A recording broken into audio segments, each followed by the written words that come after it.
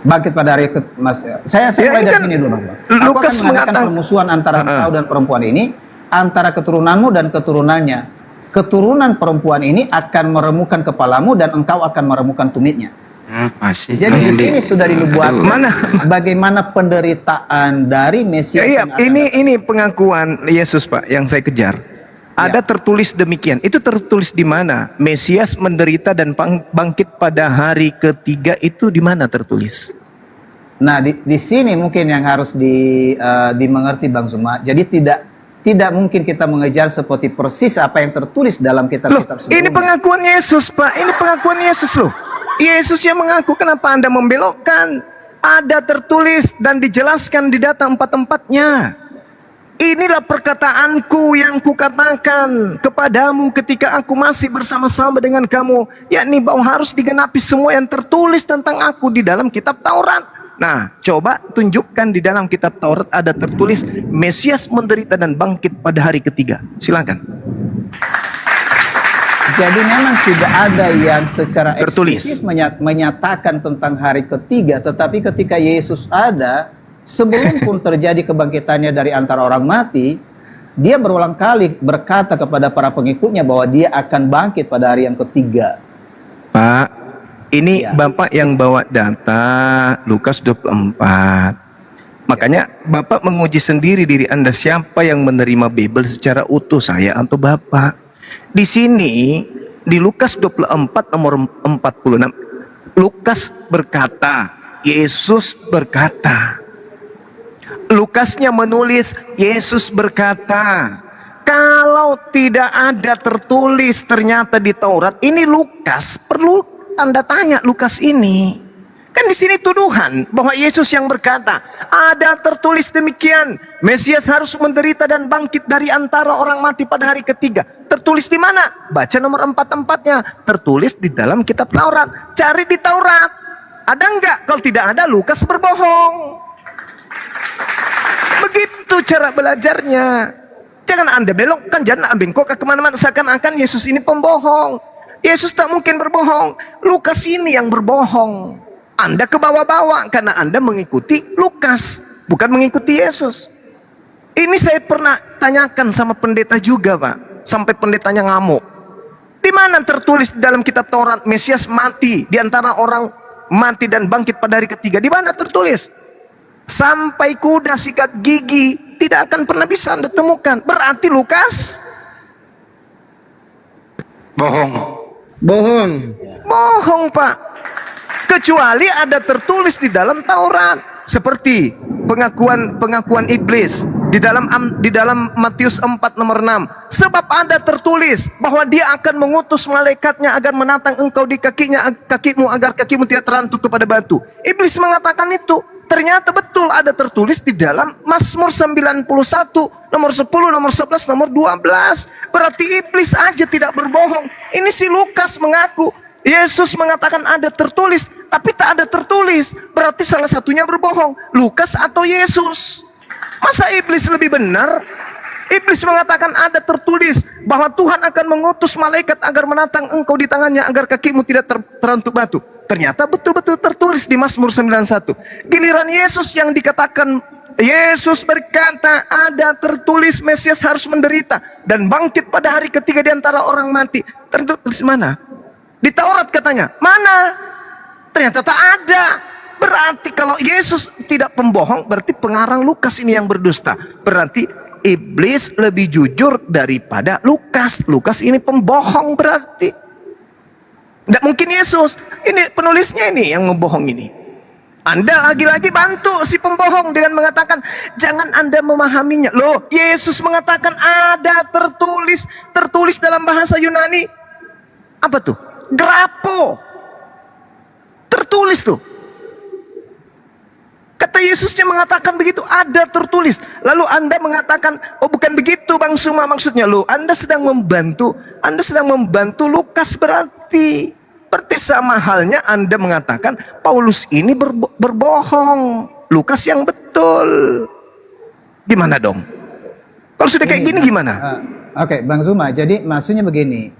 Apa yang dinyatakan di dalam Alkitab peristiwa tidak berarti maksudnya harus persis seperti itu. Misalnya begini. Ketika Kenapa Yesus Anda lebih berkata, tahu dari Yesus, Bang?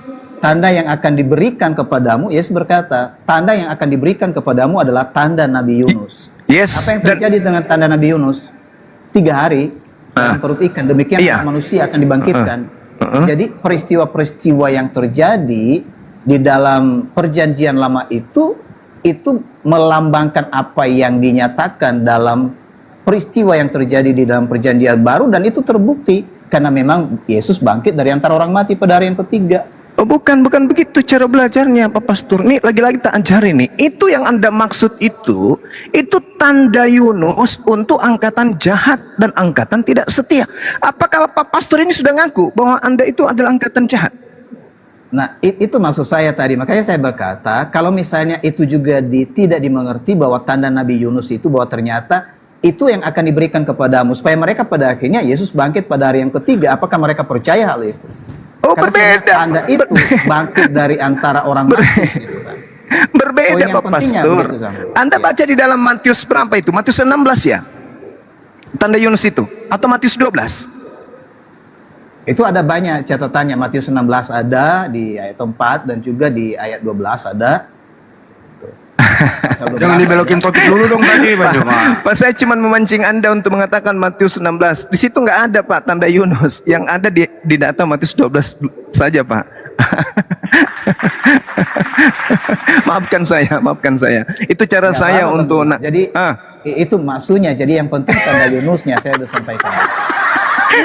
gitu cara saya nangkap maling, Pak. Jadi gini, di Matius 12 itu dikatakan bahwa pada waktu itu berkatalah beberapa ahli Taurat dan orang Farisi, "Guru, kami ingin melihat suatu tanda Saya daripadamu." baca ya Bang Zuma supaya nanti tidak hanya ditertawain aja. Saya yang Bahkan baca, dalam Pak. Matius pasal 16 ada. Matius pasal Ini yang saya baca, Pak. Ini saya sedang baca nih. Oke. Jawabnya kepada mereka.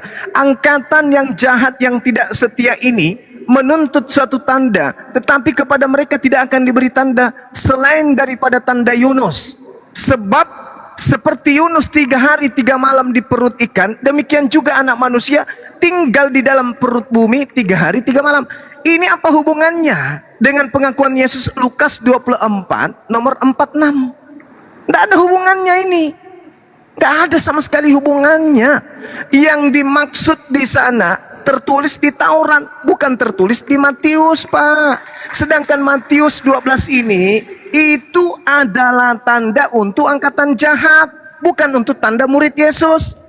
Bukan untuk murid Yesus tanda ini. Kalau Anda tidak percaya bahwa ini bukan tanda untuk murid Yesus, Anda boleh baca bagaimana kemudian ketika murid-murid Yesus yang 11 orang ini tidak percaya akan kebangkitan.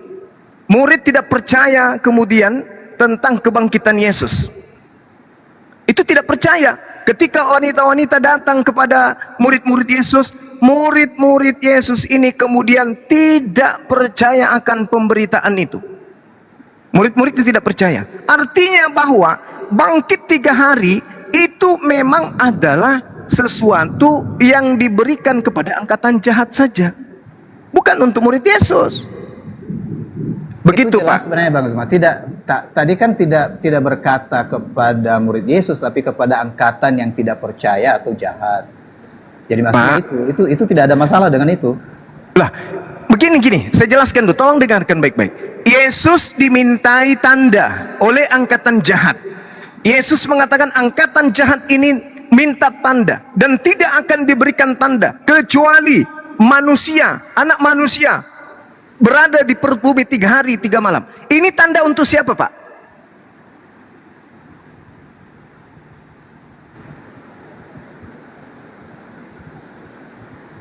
Ya, halo? Ya, ini tanda untuk siapa? Bangkit pada hari ketiga itu tanda untuk siapa? Ya, itu sudah jelas menyatakan tanda kepada mereka yang tidak percaya. Tanda, tidak ada gitu, Pak. Tanda orang jahat. Tanda untuk angkatan jahat. Betul? Ya, itu betul Bang Zuma. Tidak ada masalah. dengan Sekarang Kristen yang- masuk nggak dalam golongan percaya bangkit hari ketiga? Yang tidak percaya itu berarti golongan yang jahat karena tidak percaya. Oh, tidak begitu, Pak. Kebalik. Terbalik. Kebalik, angkatan jahat ini minta satu tanda dan tidak akan diberikan satu tanda pun kecuali anak manusia 3 hari 3 malam di perut bumi. Itu tanda untuk siapa? Angkatan jahat atau angkatan baik? Kan begini Bang Zuma, pendekatan Bang Zuma terhadap maksudnya menyatakan bahwa angkatan yang jahat itu adalah orang Kristen, itu bukan seperti itu yang tertulis dalam Alkitab. Saya baca ya. Ini angkatan jahat yang minta, dan ternyata Kristen juga percaya akan tanda yang diberikan kepada angkatan jahat. Saya kasih data, Pak. Tunggu dulu. Saya dulu yang kasih data. Angkatan benar tidak percaya akan kebangkitan pada hari ketiga. Mana buktinya? Baca Lukas 24 nomor 9 nomor 12. Di data nomor 9, wanita-wanita itu menceritakan kepada ke-11 murid Yesus. Di data nomor 10, Maria, Yohana, Maria, ibu Yakobus, dan wanita lain memberitakan kepada murid-murid. Data nomor 11 di Lukas 24, murid-murid menganggap informasi itu omong kosong. Murid-murid tidak percaya. Di data nomor 12-nya, meskipun Petrus tidak percaya, Petrus kemudian pergi ke kuburan dan hanya melihat kain kafan. Apa kata Petrus dalam hatinya? Apa yang sedang terjadi ini? Nah, sekarang pertanyaannya kan begini, apa pada akhirnya murid-murid itu percaya atau tidak? Karena yang dimaksud dengan angkatan yang tidak percaya adalah mereka yang tetap tidak percaya. Tetapi murid-murid Yesus aslinya itu, Pak, tidak percaya. Tidak percaya. Sampai selama-lamanya. Bagaimana mengambil kesimpulan seperti itu? Coba lanjutkan bacaannya, dilanjutkan. Ketika Yesus muncul di tengah-tengah mereka, apa yang terjadi? Apakah muridnya mengira dia Tuhan? Muridnya mengira hantu, Pak. Baca Lukas 24 ini nomor 37. Muridnya ketakutan sebab mengira melihat setan. Ayo. Bahkan saking tidak percayanya kalau ini Yesus bukan setan, Yesus minta makanan lalu dikasihkan goreng. Gak ada murid-murid yang baik percaya tentang kebangkitan, gak ada. Sampai Yesus kemudian dikasihkan goreng, gak juga percaya. Ada apa dengan kalian? Inilah aku, rabalah aku, sentuhlah aku. Sebab hantu tidak makan daging, sebab hantu tidak berdaging dan tidak bertulang. Ayo, apakah Yesus sudah mengatakan dirinya Tuhan? Tidak. Sebenarnya justru itu membuktikan bahwa Yesus itu bangkit. Makanya dia berkata, rabalah aku. Bukan Dulu, Bang Zul. Maksudnya nggak bisa dipotong begitu. Saya coba baca, kalau misalnya melihat bahwa apakah memang Yesus tidak bangkit. Misalnya di ayat lain, Yohanes pasal 20 tentang Thomas. Yohanes pasal 20 ayat 26. Karena maksudnya kalau Bang Zuma ambil semua ayat dengan pengertian sendiri, tetap kita tidak bisa sama gitu kan. Loh, Anda memahaminya Yesus bangkit menjadi apa? Menjadi Tuhan atau menjadi manusia? Tunggu dulu, maksudnya biar jelas dulu ini karena soal apakah Yesus bangkit atau tidak kan? Itu persoalannya. Bukan di situ, Pak. Bukan di situ poinnya, Pak. Di sini ada 2 angkatan, Pak. Angkatan pertama, angkatan jahat yang diberikan tanda pada hari ketiga. Angkatan baik tidak diberikan tanda itu. Ayo. Iya, makanya saya katakan tadi, justru angkatan yang jahat itu adalah mereka yang tetap tidak percaya. Kenapa diputar? Dengar ya, maksudnya sedangkan orang yang tidak percaya lalu pada akhirnya percaya, itu tidak termasuk dalam maksud itu. Nah, saya kasih contoh misalnya begini. Yohanes 20 ayat 26. 8 hari kemudian murid-murid Yesus berada kembali dalam rumah dan Thomas bersama-sama dengan mereka. Sementara pintu-pintu terkunci. Geser topik Yesus lagi datang nih. dan ia berdiri di tengah-tengah mereka dan berkata, damai sejahtera bagi kamu. Kemudian ia berkata kepada Thomas, taruhlah jarimu di sini dan lihatlah tanganku. Ulurkanlah tanganmu dan cucukkan ke dalam lambungku. Dan jangan engkau tidak percaya lagi, melainkan percayalah. Lalu Thomas menjawab, ya Tuhanku dan Allahku. Kata Yesus percaya kepadanya, karena engkau telah melihat aku, maka engkau percaya. Berbahagialah mereka yang tidak percaya. Percaya sebagai apa, Pak? Berbahagialah mereka yang tidak melihat namun percaya. Percaya sebagai apa? percaya bahwa yang bangkit itu adalah Yesus. Loh, di mana ada berbicara kebangkitan di situ, Pak? Nggak ada sedang berbicara kebangkitan. Harus dibaca keseluruhannya lah. Oh lama, ini Lukas 24 saya sudah mengatakan kepada saudara, tidak ada di situ muridnya percaya kalau Yesus itu bangkit. Sekarang pertanyaannya, apakah murid-murid Yesus yang ke-11 ini penjahat? Lah itu makanya saya katakan tadi, di awal mereka tidak percaya, tapi di akhir pada akhirnya Mana? mereka Di mana percaya. di akhir? Di mana? Mana endingnya? Coba tunjukkan ke saya. Bahwa endingnya murid-murid percaya kalau Yesus bangkit dari kematian. Di mana itu tertulis? Sebenarnya seluruh kitab suci membuktikan ini. Pada akhirnya mengapa murid-murid itu memberitakan? Alamak. Memberitakan tentang Yesus yang sudah bangkit dari Bapak. antara orang mati. Sekarang gini, Pak Pastor. Angkatan itu ada dua, angkatan jahat, angkatan baik. Angkatan jahat diberikan tanda kebangkitan hari ketiga. Ini dibaca dulu, Pak. Angkatan jahat ini meminta suatu tanda. Ini sudah dipatok mati loh. Angkatan jahat ini sudah diberikan satu tanda, tidak diberikan satu tanda kecuali tanda Yunus, sebab Yunus 3 hari 3 malam dalam perut ikan. Demikian juga manusia 3 hari 3 malam di perut bumi. Kalau 3 hari 3 malam di perut bumi, berarti hari ketiganya bangkit atau tidak? Bangkit. Itu tanda untuk siapa? Angkatan jahat. Angkatan jahat. Kenapa Anda balik? Bahwa itu justru angkatan jahat yang tidak percaya kepada kebangkitan. Justru 3 hari 3 malam di perut bumi itu adalah tanda untuk angkatan jahat. Makanya ke-11 muridnya tidak percaya. Angkatan jahat dan angkatan tidak setia ini percaya. Dialah yang keluar meninggalkan tanah Yerusalem, mengajarkan bahwa Yesus bangkit pada hari ketiga. Lahirlah Kristen. La haula wala quwata illa billah. Sekarang Kita kembali ke ayat itu tadi Bang Zuma, karena supaya Silakan. kita nggak kemana-mana gitu ya. Tadi di ayat 4, saya naik ke atas ke ayat 44. Memang sebelumnya itu mereka kan tidak mengenal dia, bahwa dia memang yang bangkit itu. Karena di dalam hati mereka, Loh, kok ada mereka bangkit tidak menduga bahwa dia bangkit dari antara orang mati. Bapak, Coba ya. tidak ada murid Yesus percaya bangkit hari ketiga, nggak ada. Saya minta data, apa kata Bapak? Baca semua satu kitab. Loh, apaan sih? Ini jelas-jelas. Kubacakan ya Pak ya. Lukas 24, apa yang tertulis? Bukti bahwa Lukas itu, bahwa angkatan jahat itu hanya milik orang Kristen. Oke? Dan penjahat-penjahat yang berasal dari orang Farisi dan ahli Taurat. Coba kita lihat apa yang diterangkan di dalam nomor 9-nya Pak. Saya baca lengkap nih.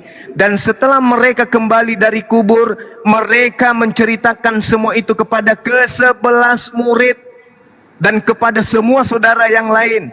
Perempuan-perempuan itu Maria Magdalena, Yohana, Maria ibu Yakobus, dan perempuan lain juga bersama-sama dengan mereka memberitakan kepada murid-murid. Tetapi bagi mereka perkataan-perkataan itu seakan-akan omong kosong, dan mereka tidak percaya kepada perempuan-perempuan itu.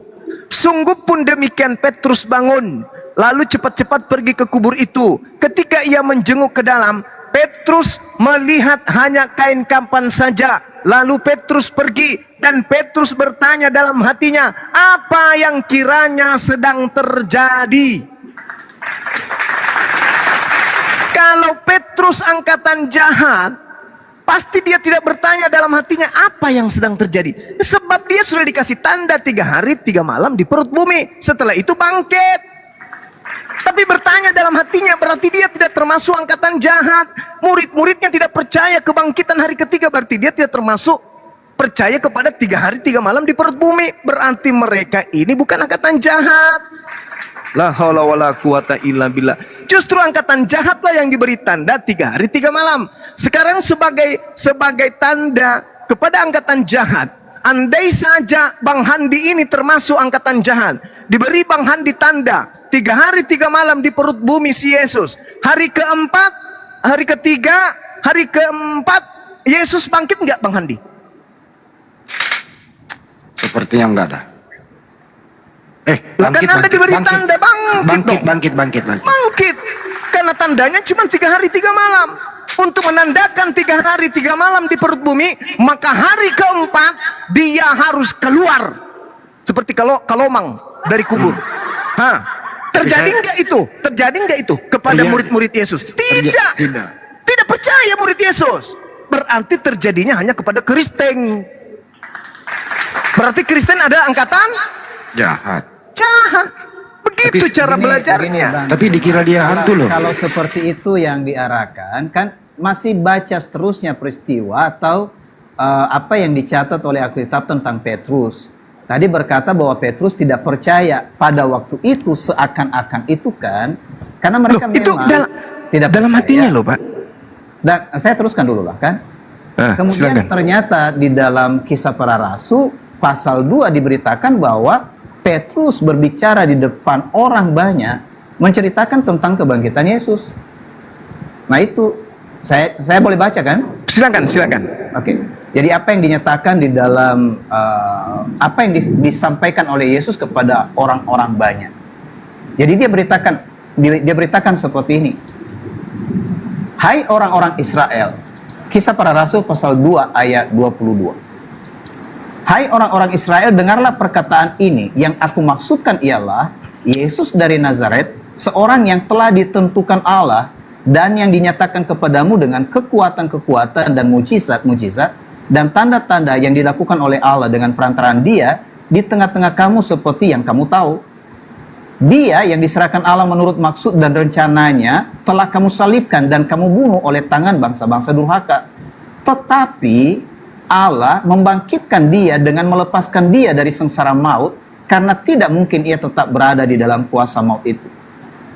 Sebab Daud berkata tentang dia, aku senantiasa memandang kepada Tuhan, karena ia berdiri di sebelah kananku, aku tidak goyah. Sebab itu hatiku bersuka cita dan jiwaku bersorak-sorak, bahwa tubuhku akan diam dengan tentram, sebab engkau tidak menyerahkan aku kepada dunia orang mati, dan tidak membiarkan orang kudusmu melihat kebinasaan. Engkau memberitahukan kepadaku jalan kehidupan, engkau akan melimpahi aku dengan sukacita di hadapanmu. Nah, saudara-saudara, aku boleh berkata-kata dengan terus terang kepadamu tentang Daud bapa kita. Ia telah mati dan dikubur, dan kuburannya masih ada pada kita sampai hari ini. Jadi artinya Petrus pada akhirnya menyampaikan kepada orang banyak bahwa sungguh Yesus yang dahulu dia tidak percaya bangkit itu sekarang menjadi terang bagi dia. Makanya di pasal 24 tadi ayat 44, lalu Yesus membuka pikiran mereka sehingga mereka mengerti kitab suci. Oke, saya tanggapi Pak ya. Ya, silakan. Jadi di sini Petrus ini masih abu-abu Pak ya. Menurut Lukas, itu yang pertama. Menurut Lukas loh ini. Oke, menurut Lukas. Ini sekali lagi saya katakan, ini menurut Lukas, bukan menurut Yesus. Menurut Lukas, Petrus melakukan bla bla bla bla bla bla. Di kitab Petrus ini tidak ada tertulis. Itu satu. Harusnya Petrus yang menjelaskan ini, bukan Lukas, karena Lukas bukan bagian daripada ke-12 murid. Bahkan ke-70 murid pun Lukas tidak termasuk. Nah, sekarang pertanyaan coba Anda lihat. Dia yang diserahkan Allah menurut maksud dan rencananya telah kamu salibkan dan kamu bunuh oleh tangan bangsa-bangsa durhaka. Tetapi Allah membangkitkan dia dengan melepaskan dia dari sengsara maut. Ini kira-kira Anda mengartikan dia dibangkitkan ini dari maut atau dari pingsan? Apa yang tertulis Bang Suma itu berarti yang dinyatakan. Dia bangkit dari kematian atau dia bangkit dari pingsan? Ya, jelas itu dibangkitkan dari maut. Di mana tertulis dia dibangkitkan dari maut? Saya baca dulu ini. Tadi kan disampaikan tentang Petrus. Apakah Petrus menulis? Karena itu kan tulisan Lukas. Iya. Jadi Bang Zuma berkata, apakah Petrus menulis tentang Silakan. kebangkitan dari antara orang mati? Dalam 1 Petrus pasal 1 ayat 3. Terpujilah Allah dan Bapa Tuhan kita Yesus Kristus yang karena rahmatnya yang besar telah melahirkan kita kembali oleh kebangkitan Yesus Kristus dari antara orang mati kepada suatu hidup yang penuh pengharapan. Jadi memang Petrus telah percaya pada akhirnya bahwa Yesus itu bangkit, dan itu menjadi inti berita mereka dalam pemberitaan kemana-mana. Oke, baik. Sekarang pertanyaannya, perintah Yesus kepada Petrus untuk orang-orang yang ada di Galatia, Kapadokia, Asia Kecil, Bitinia itu ada atau tidak ada? Maksudnya perintah apa, Bang? Perintah Yesus untuk mengabarkan tentang Yesus itu ke bangsa lain ada nggak? Nah, kan itu udah jelas dari pesan yang sudah disampaikan di akhir dari setiap catatan, misalnya Markus atau Matius. Enggak, yang saya tanya ini ada nggak? Sebab Petrus ini bukan catatan Petrus. Yang saya maksud itu catatan Petrus itu sendiri. Catatan 1 Petrus, 2 Petrus itu bukan tulisan Petrus murid Yesus. Siapa bilang ini tulisan murid Petrus? Ini Petrus yang menulis kayak gini. Ini kitab nanti di abad ke-9 baru ke-4 nanti di abad ke-4 baru dikatakan bahwa menulisnya adalah Petrus. Dari Petrus rasul Yesus kepada orang-orang pendatang yang tersebar di Pontus, Galatia. Di mana kemudian Petrus diperintahkan oleh Yesus untuk orang-orang ini, di mana? Sedangkan Paulus sendiri menuliskan di dalam Galatia 2 nomor 8, Petrus diutus hanya kepada orang-orang yang bersunat. Ayo. Bagaimana mungkin Petrus menulis kepada orang-orang yang tidak bersunat? Jadi buyar semuanya. Sekarang kita Begini, Bang Zuma, kalau itu yang disampaikan tidak mungkin dia memberitakan kepada orang bersunat, itu kan bahasa secara umum. Misalnya begini, di dalam Kisah Para Rasul terbukti bahwa Petrus sendiri menyampaikan Injil kepada Cornelius yang adalah bukan orang Yahudi. Itu artinya kalau ada satu yang seperti itu menunjukkan bahwa memang Petrus menyampaikan Injil di luar dari bangsa Yahudi. siapa yang perintahkan? Bagaimana maksudnya? Siapa yang perintahkan?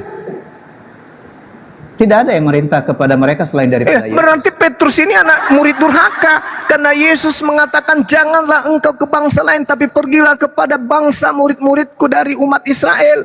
Matius 10 nomor 5 nomor 6. Dan itu juga adalah catatan siapa yang Anda baca? Catatan Lukas. Itu kan Bang Zuma di awal. Makanya maksudnya untuk melihat ini kan melihat keseluruhan sampai akhir. Pada akhirnya Yesus berkata sesudah dia bangkit, supaya berita itu disampaikan kepada di luar dari yang sudah dikatakan tadi, karena fokus di mana di luar daripada bangsa Yahudi dikatakan sampaikan kepada bangsa lain. Oke, Matius 28 ayat 18 sampai 20 tadi. Oke. Sekarang kalau dikatakan bangsa lain di luar kepada seluruh bangsa itu, apakah maksudnya ke bangsa lain? Ya, di luar dari bangsa Israel. Siapa bilang, Pak? Sekarang permasalahannya, ketika Yesus hadir di tengah-tengah orang bangsa Israel, apakah bangsa Israel tidak ada di bangsa-bangsa di luar bangsa-bangsa lain? Tidak ada berpencar ke bangsa-bangsa lain? Maksudnya bangsa-bangsa Israel tidak ada di bangsa lain? Iya. Atau maksudnya ada? Ya, saya tanya dulu, apakah bangsa Israel keturunan Yakub ini hanya ada di Yerusalem? Oh tidak, mereka ada tersebar di berbagai tempat. Nah itulah yang dimaksud, pergilah kepada seluruh bangsa. Seluruh bangsa itu maksudnya cari di tengah-tengah bangsa-bangsa itu ada murid-muridku, ada Bani Israel. Makanya dikatakan ada juga dombaku yang ada di luar kandang ini. Domba yang dimaksud itu Bani Israel. Aku diutus hanya kepada domba yang hilang dari Bani Israel. Jadi seluruh bangsa yang dimaksud di situ, baca 2 Raja-Raja 17:41, Maliaki 3 nomor 9, Yosua 24 nomor 2. Jadi ketika berbicara bangsa-bangsa, itu berbicara Bani Israel yang ada di luar Yerusalem. Pergilah beritakanlah Injil kepada seluruh bangsa. Maksudnya kepada seluruh murid Yesus, kepada seluruh bangsa murid Yesus yang ada di luar bangsa-bangsa lain. Baca Yehezkiel 44 nomor 9. Nomor 12, bangsa Israel dibuat berpencar kepada seluruh bangsa-bangsa. Makanya dalam Matius 10 nomor 5 nomor 6, Yesus berpesan kepada ke-12 muridnya agar jangan ke bangsa lain, tetapi pergilah kepada umatku dari bangsa Israel.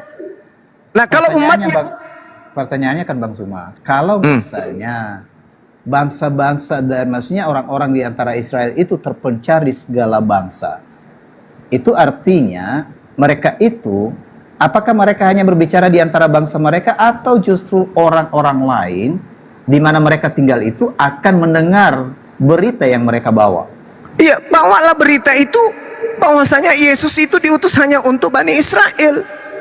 Beritakan kemana-mana. Jangankan kepada Anda, kepada orang Samaria yang bertemu langsung aja Yesus tolak. Bukan bertemu dengan murid, bertemu langsung loh. Aku diutus hanya kepada domba yang sesat dari umat Israel. Tidak pantas makanan yang diberikan yang disediakan untuk anak-anak diberikan kepada guguk. Apa kata perempuan itu? Betul Tuhan, tapi bukankah guguk makan sampah yang jatuh dari meja tuannya? Apa kata Yesus? Besar imanmu ibu, jadilah seperti apa yang kau kehendaki. Apa yang dikehendaki oleh ibu itu? Anaknya sembuh. Ya disembuhkan anaknya, tapi statusnya sebagai guguk tidak berubah menjadi domba. Apatah lagi orang di luar, orang Samaria aja dianggap itu adalah guguk, apalagi orang Indonesia. Jadi pergilah beritakanlah Injil kepada seluruh bangsa, baptislah dia. Itu bukan berarti ke seluruh bangsa, kita ini enggak. Bangsa yang dimaksud itu adalah bangsa ke-12 suku bangsa yang terpencar ke seluruh bangsa-bangsa. Kalau itu yang diselidiki kan Bang Suma, misalnya Matius pasal 28 tadi, kalau dikatakan ada di antara mereka, misalnya menafsirkan sejauh itu, kalau misalnya kita baca istilah pergi kepada suku-suku bangsa, itu berarti bukan suku bangsa Israel, tetapi etnis dari setiap bangsa-bangsa yang lain selain daripada Israel. Nah, hal ini dibuktikan, bentar ya Bang Suma. Hal ini dibuktikan dengan sejarah yang terjadi dalam Kisah Para Rasul, di mana bangsa-bangsa lain juga memuliakan Allah karena berita Injil itu. Jadi kalau dikatakan bangsa-bangsa lain memuliakan Allah, dan itu berarti mereka yang selain daripada bangsa Israel atau turunan dari Israel itu, mereka mendapat berita Injil. Lalu kenapa Paulus kemudian setelah memberitakan tentang ajaran Kristen disuruh bertobat, Pak? Memberitakan ajaran Kristen bertobat? Iya. Kenapa dia harus bertobat setelah dia memberitakan ajaran Kristen? Begitu masuk ke Yerusalem, kenapa Paulus bertobat kembali? Dari ajaran jangan bersunat dan makan babi dan seterusnya. Kenapa dia harus bertobat kalau begitu? Oke, pertobatan Paulus itu terjadi pertama alasannya karena dia menyerang dan membinasakan orang-orang percaya yang percaya kepada Yesus itu. Jadi kejahatannya itu sebenarnya karena Yesus bertanya kepadanya, mengapa engkau menganiaya aku? Bukan Pak, itu pertobatan pertama. Pertobatan keduanya di Kisah Para Rasul 21 nomor 15 sampai nomor 26. Itu di situ jelas Paulus bertobat dari melarang orang, mengajak orang untuk tidak bersunat, makan babi dan seterusnya. Dia bertobat, malah dia berkorban juga, mempersembahkan persembahan. Baca. Boleh ulangi ayatnya Bang Suma? Silakan. Nomor 15 sampai nomor 26. Ayat 15 ya. Nah, sambil Anda baca, saya terangkan di dalam Yosua 24 nomor 2. Berkatalah Yosua kepada seluruh bangsa itu. Nah, apa maksudnya tuh? Apakah maksudnya seluruh bangsa di situ maka seluruh bangsa-bangsa yang ada di dunia? Tidak. Seluruh bangsa. Sekarang bangsa Israel itu ada berapa bangsa? Ada 12 suku bangsa. Berkatalah Yosua kepada seluruh bangsa. Kalau saya potong itu Bang Zuma, artinya itu benar lah, bahwa seluruh bangsa maksudnya seluruh rakyat itu. Tapi ya itu dia, pergilah kepada seluruh bangsa, jadikanlah menjadi muridku. Bangsa yang dimaksud adalah bangsa Israel. Kenapa larinya ke orang Asia juga? Bahasa yang tertulis dalam bahasa aslinya itu suku-suku bangsa, etnis gitu kan. Bukan bangsa Israel, nggak seperti itu. Nomor 20-nya? Anda boleh baca nomor 20-nya? Maksudnya di Kisah Para Rasul 21. 28 nomor 20. Oh, maksudnya di Matius tadi? Iya. Oke, ajarlah mereka itu tadi ya. Ajarlah mereka menaati segala sesuatu yang telah kuperintahkan kepadamu itu. Itu nyampe enggak di Kristen itu? Yang nggak nyampainya yang mana ya, Bang? Ada nggak perintah Yesus untuk menuhankan dirinya seperti yang dilakukan Kristen yang kita permasalahkan dari awal? Ada nggak perintah Yesus ibadah hari Minggu? Saya pikir saya tidak merespon itu tadi ya tentang ibadah hari Minggu. Yang saya respon tadi bahwa memang perintah untuk beribadah itu tidak fokus kepada hari Minggu. Jadi kalau orang beribadah hari Minggu silakan aja. Tapi kita menyatakan bahwa ibadah itu, ya tadi saya sudah jelaskan tentang ibadah. Begini Pak Pastor, untuk menyikapi nomor 29-nya, dari 28 Matius 28 itu, kita lihat endingnya di nomor 20. Apakah betul murid-murid Yesus ini ketika dia pergi, dia mengajarkan orang melakukan sabat sesuai dengan perintah dalam Taurat yang dijalankan oleh Yesus, atau murid ini mengajarkan ibadah hari Minggu? Gitu loh. Yang dilihat ini kan ajarannya. Pergilah, yang pergi siapa? Bukan pastor, bukan pendeta. Yang pergi ini orang Yahudi. Orang Yahudi ini ketika pergi ke seluruh bangsa, apakah mengajarkan ibadah Minggu atau mengajarkan ibadah Sabtu? Itu loh. Saya kira itu bukan inti pesan dari Yesus untuk beribadah hari Sabtu atau hari Minggu, Bang Zuma. Kan perintahnya, ajarlah mereka melakukan segala apa yang kuperintahkan kepadamu. Orang-orang Yahudi diperintahkan mengkuduskan Sabtu. Berarti murid-murid Yesus keluar ke bangsa-bangsa mengajarkan hari Sabtu. Saya kira di situ letaknya penafsiran itu, Bang Zuma. Karena murid-murid ini, mereka itu yang mendapat ajaran yang baru tentang Yesus Kristus seperti apa. Jadi murid Yesus itu tidak mengajarkan kepada mereka untuk hidup seperti apa yang diajarkan oleh orang-orang Farisi tentang Taurat dan Sabat. Berbeda. Jadi menurut saudara ini, Yesus datang untuk membatalkan Taurat. Bahasa dalam kitab suci menyatakan Yesus menggenapi hukum Taurat. Membatalkan atau menggenapi? Membatalkan atau menggenapi? Ya, menggenapi. Itu kata Yesus menggenapi, berarti menyempurnakan, bukan? Tidak ada menyempurnakan, karena kalau hukum yang sempurna tidak perlu disempurnakan tetapi dilakukan. Jadi satu-satunya yang melakukan hukum Taurat adalah Yesus. Nah sekarang kalau satu-satunya, sekarang Yesus mengatakan dalam Lukas 16 nomor 17, lebih mudah langit dan bumi lenyap daripada setitik dari hukum Taurat itu batal. Sekarang murid-murid yang diperintahkan dalam Matius 28 nomor 19 ini, orang-orang bersunat atau orang-orang yang tidak bersunat, Pak?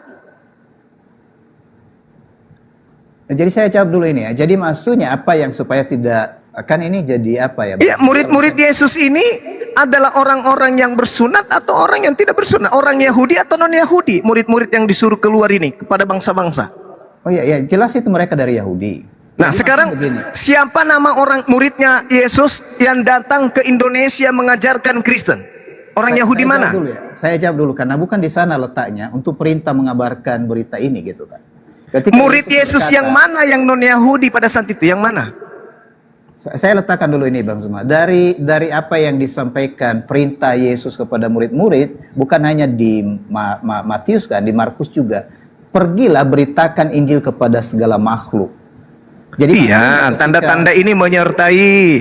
Saya hafal itu, tapi itu bohong. Segitu aja dulu. Maksud saya fokus ke soal tadi. Iya, yang disuruh ini murid-muridnya orang Yahudi atau murid-muridnya orang Yahudi atau orang non-Yahudi yang disuruh ini?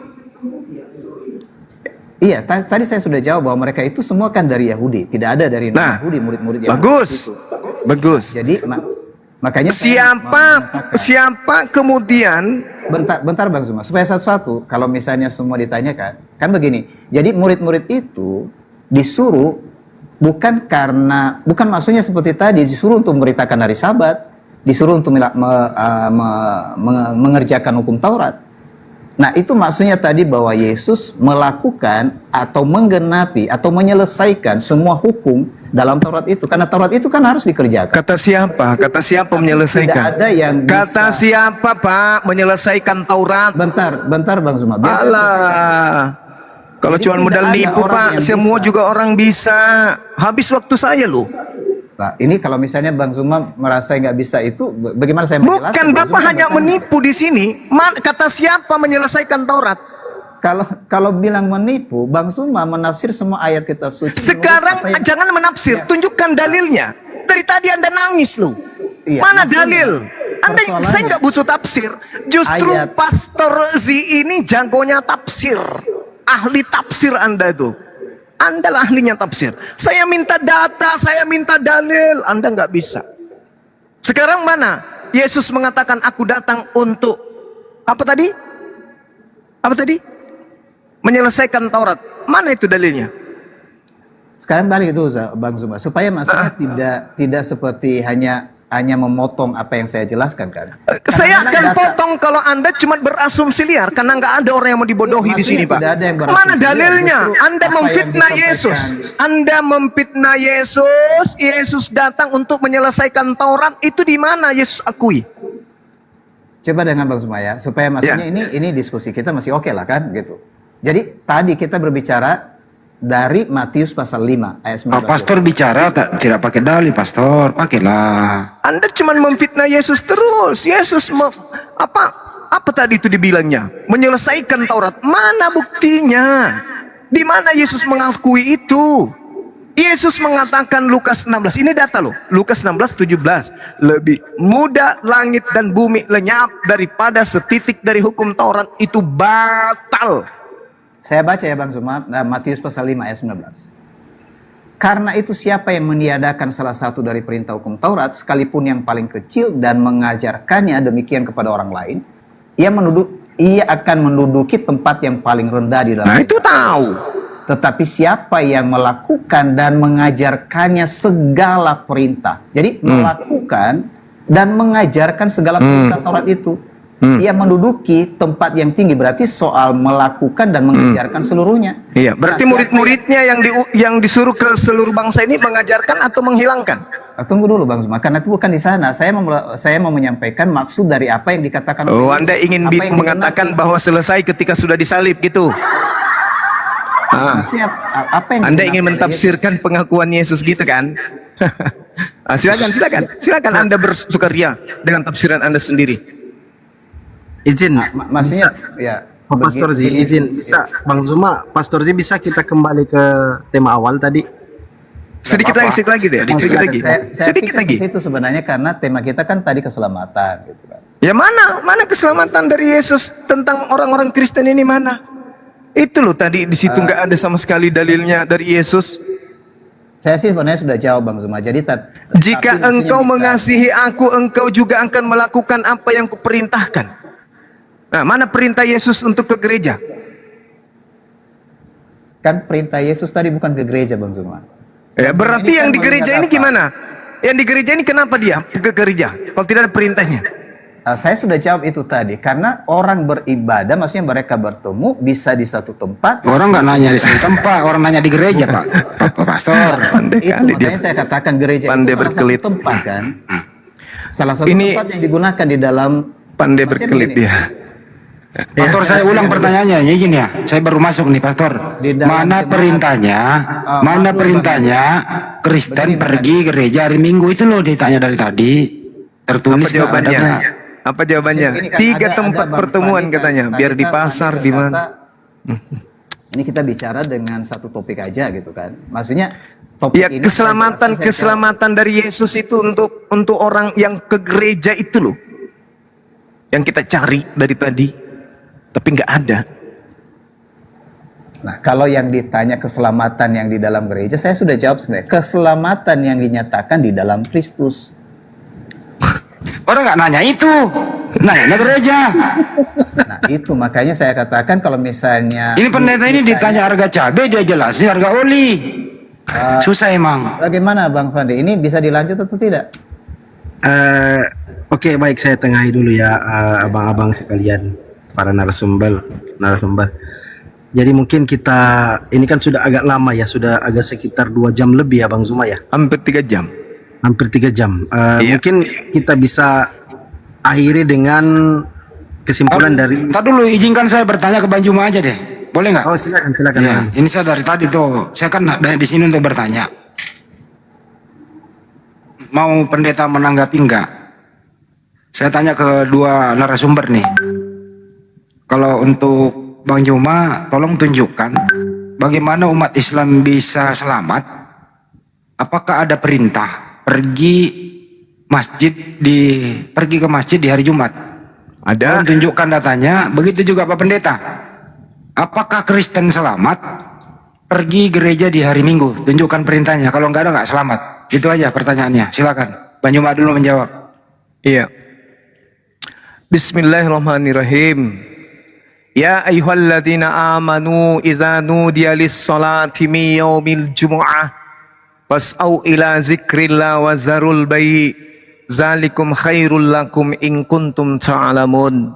Wahai orang-orang yang beriman, apabila diseru pada kalian untuk melaksanakan salat pada hari Jumat, maka bersegeralah kamu mengingat Allah dan tinggalkanlah jual beli, yang demikian itu lebih baik bagimu jika kamu mengetahui.